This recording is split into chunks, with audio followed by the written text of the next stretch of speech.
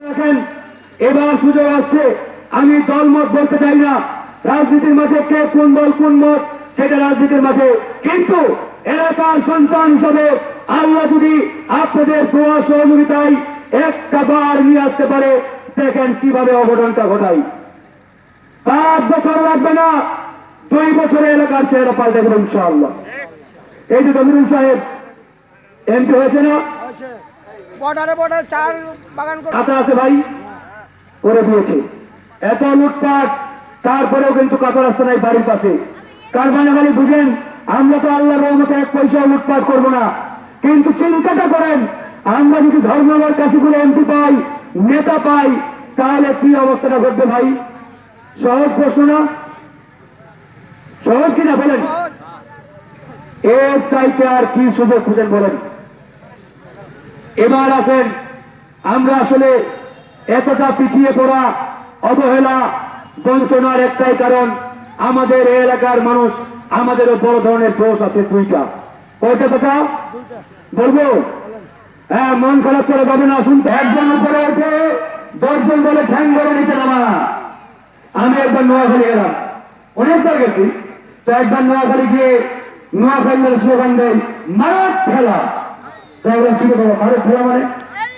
আমাদের স্লোগানটা হচ্ছে মারত ঠেলা, মানে আমরা ঠেলা মেরে আমাদের লোকদের উপরে চেয়ারগুলোতে গিয়ে বসাই।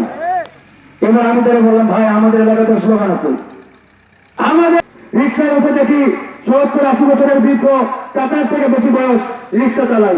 পঞ্চগড় নীলফামারী কুড়িগ্রাম, মানে উত্তরবঙ্গের কথা বলি। আমি আজ পর্যন্ত এরকম কোন রিক্সা চালক পাই নাই যে বলেছে আমার বরত্ব করে। দোষটাকার ওই চাচার, দোষটা নেতাদের। এই অঞ্চলের নেতারা জনগণকে নিয়ে যদি ভাবত, চিন্তা করত, তাহলে এই এলাকায় 10-12টা কলকারখানা, ইন্ডাস্ট্রি, ফ্যাক্টরি আসতে হতো। আমার এলাকার মানুষকে ঢাকায় গিয়ে রিক্সা চালাতে হতো না, গার্মেন্টসে কাজ করতে হতো না। বন্ধুগণ, হতো ভাই? এই যে ঢাকায় যে গার্মেন্টস গুলা দেখবেন, 80% গার্মেন্টসের কর্মী আমাদের উত্তরবঙ্গের, 80%।